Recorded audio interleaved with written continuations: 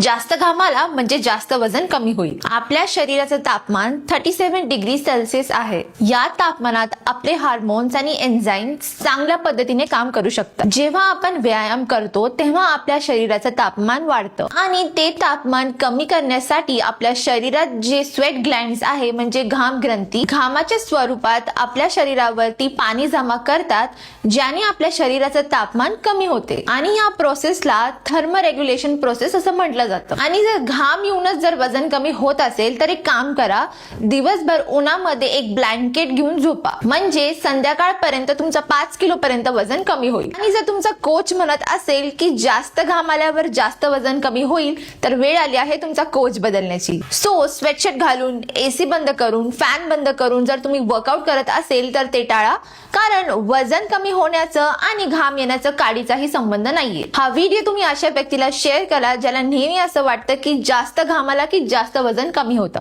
Thanks for watching. Follow for